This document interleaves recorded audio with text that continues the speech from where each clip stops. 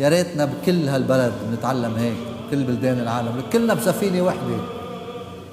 لك إذا غرقت السفينة الكل رح يغرقوا. خلينا نتعاضد.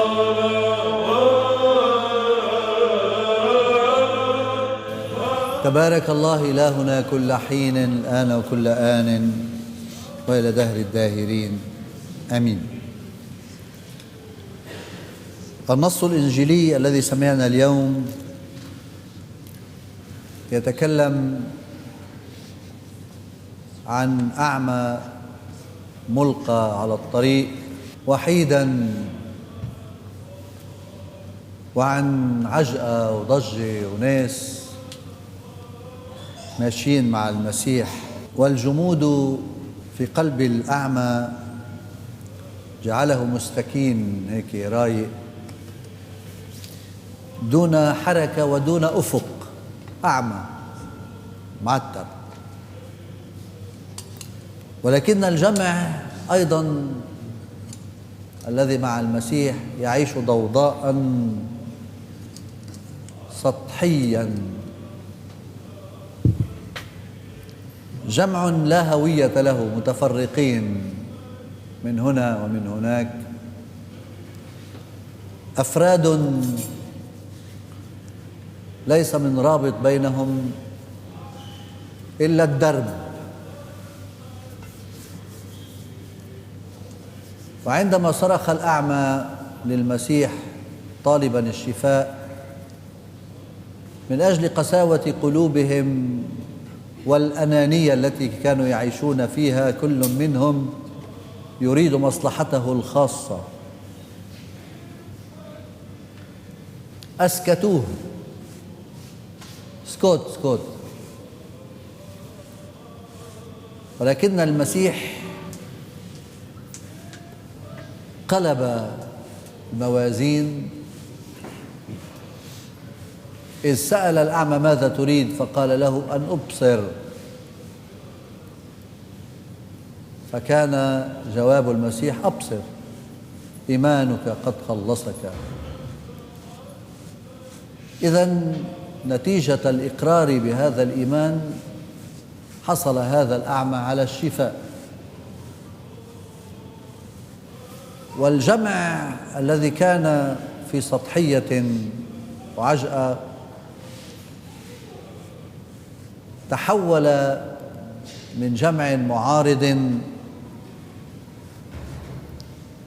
من جمع كان يعوق مسيرة المسيح، إلى جمع اتخذ دور الوسيط الصالح بين المسيح وبين الأعمى. وهذا بالنسبة لي أمر يحقق في دنيا الأرض اليوم بسبب الخطيئة والمعصية التي نعيش فيها. والكورونا وغيرها تجعل من الإنسان في حالة الفردية المميتة، والضيقة المادية اللي عم يعيشوها الشعب اللبناني والشعوب كافة تجعل من الإنسان أناني أكثر وأكثر، وحريص على ممتلكاته أكثر وأكثر،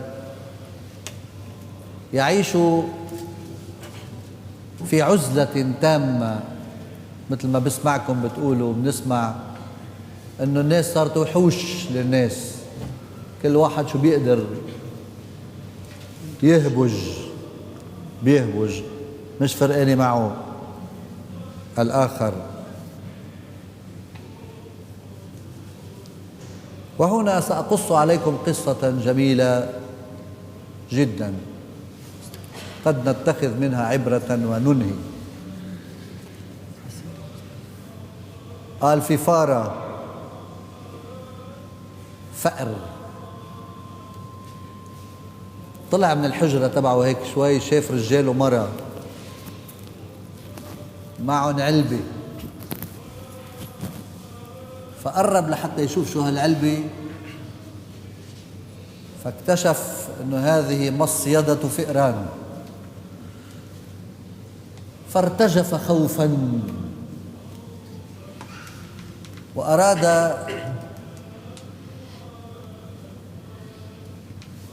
أن يأخذ عونا من الحيوانات التانية الموجودة في الزريبة، فقرب لحد الدجاجة،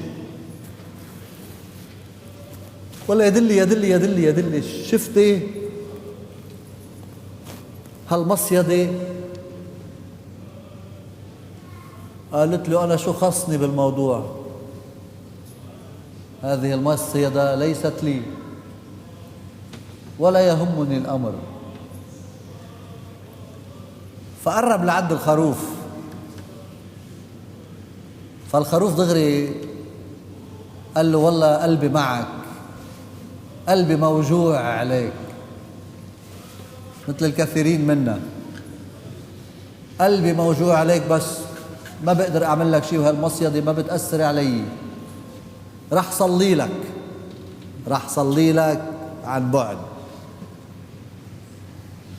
قرب لعند البقرة، قال بركي البقرة بتقدر تعمل لها شي شغلة.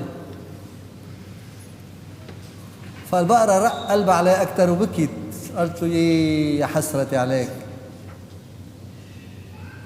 بس ما رح قرب ولا رح أعمل شي. بقدر أقول لك إنه انتبه، بنبهك أنا، انتبه. وهكذا مواقف الناس من الناس، بيكونوا بيقدروا يساعدوك، بيقولوا لك بنصلي لك عن بعد، أو بنبكي معك هيك، أو أنا شو خصني، مش هيك كل الناس بتتصرف؟ مش هيك بالدولة اللبنانية بيعملوا؟ العنصر المعطل يا عمي، تعطيل، بدنا نعطل ولا بدنا نكون مسحاء نخدم الناس مثل هول العجقة الموجودين مع هالأعمى؟ بدكم تعطلوا له مسيرة شفائه للزلمة؟ بخي انتو ما انه هاممكم الأمر، بس هذا هامه الأمر، هذا الفقر هامه الأمر. ولكن بالليل سمعوا هالحيوانات ضجة وعجقة، يا دلي ويا ويلي ويا شو بعرفني شوف،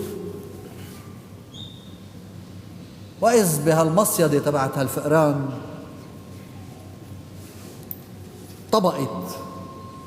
اجت صاحبة البيت قالت خي لقطنا الفار، هي مقربة حتى تشوف هالمصيدة شو صاير فيها، تاري المصيدة لقطة حية بدنبها، وهالحية عم تبلقت هيك، اجت وعقصتها لصاحبة هالبيت، لصاحبة هالمصيدة. بلش الصريخ، هذا صاحب هالمزرعة أخذ برته على المستشفى وبده يطببها، ولكن حرارتها عالية. طلبوا منا أيها الفرمشاني أنه هذه لازم تعملوا لها شوربة، سوائل ما عم تقدر تبلع يا دكتور. فراح صاحب هالمزرعة شو عمل؟ ذبح الدجاجة وعمل لها شوربة لمرته، ماتت الدجاجة. رجعها من هالبيت، ولكن حرارتها بعدها عالية وما عم بتطيب. اجوا جماعة الضيعة كلها سوا بدهم يستفقدوها لهالمرة، شو قصتك يا جماعة؟ عجقت على هالزلمة، هذا الزلمة بده يقوم من مقام المعازيم الجماعة اللي جاية تستفقدوا إلى آخره، بده يطعميهم. شو بيعمل؟ قال أحسن شيء بنذبح الخروف، نذبح الخروف بنعمل لهم عزيمة بنطعميهم لهالجماعة. طعماهم لهالجماعة، مات الخروف. ولكن هذه المخلوقة ضلت الحرارة تبعها عالية، والأطباء قالوا له لا، لازم تاخدها على مستشفى يكون مهم ومرتب، مش مثل مستشفيات الضيع، لازم تاخدها على مستشفى ببيروت هناك. أخدها على المستشفى، قالوا له ما بتفوت هيدي قبل ما تدفع الفاتورة، شو هيك بدها تفوت؟ كيف بده يدفع الفاتورة هيدي؟ قال أحسن شيء بنبيع البقرة، بنذبحها لهالبقرة، بنبيع حقها، بناخذ لحمة، بندفع الفاتورة. الدجاجة ماتت والخروف مات والبقرة ماتت والفقر ضل طيب. هذه أمثلة لكي نتعلم أنه إن تألم عضو من أعضاء الجسد الواحد اللي نحن موجودين فيه، كل الأعضاء بتتألم، ما فيها بس تطلع عن بعيد. الأمر الثاني اللي بدنا نتعلمه يلي هو مهم، يا ريتنا بكل هالبلد نتعلم هيك، كل بلدان العالم كلنا بسفينة وحدة، لك إذا غرقت السفينة الكل رح يغرقوا. خلينا نتعاضد لكي لا تغرق. أخيرا وليس آخرا، الفردية يوما لم تكن نموذج المسيحية. المسيح لم يأتي إلى الأرض ليخلص فردا، المسيح أتى لكي يخلص الكنيسة برمتها. ما أطيب هالجماعة المؤمنة الموجودة هلأ رغم هالبرد اللي على التواصل الاجتماعي ما حاسين فيه، بس نحن حاسين فيه. بتشكر الله عليكم لأنكم لا تعيشون الفردية، إنما تعيشون تعاضد الصلاة والخدمة، وهكذا ما بضل فينا ولا واحد أعمى. آمين.